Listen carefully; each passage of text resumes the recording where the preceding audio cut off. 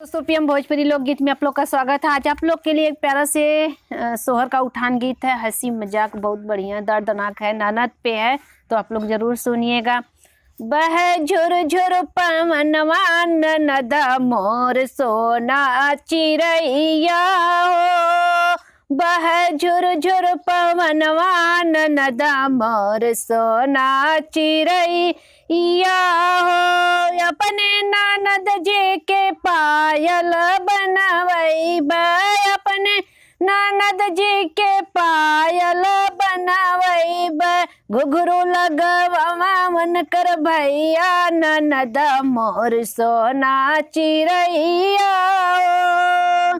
घुघरू लगवा मन कर भैया ननद मोर सोना चिरैया हो।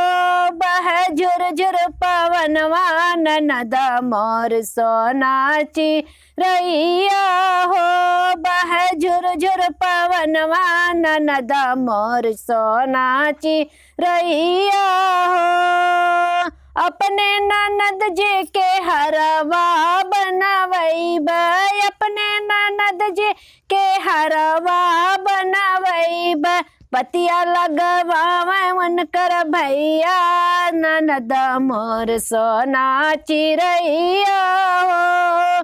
पतिया लगवा मन कर भैया ननद मोर सोना चिरैया हो।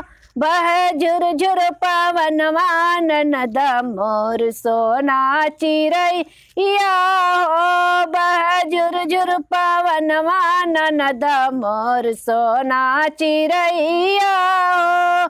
अपने ननद जी के चुनरी लेब, अपने ननद जी के नथिया लेब, पतिया लगवन कर भैया ननद मोर सोना चिरैया हो।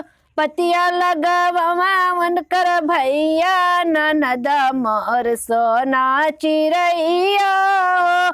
बह झुर झुर पवनवा ननद मोर सोना चिरैया हो, बह झुर झुर पवनवा ननद मोर सोना चिरैया हो।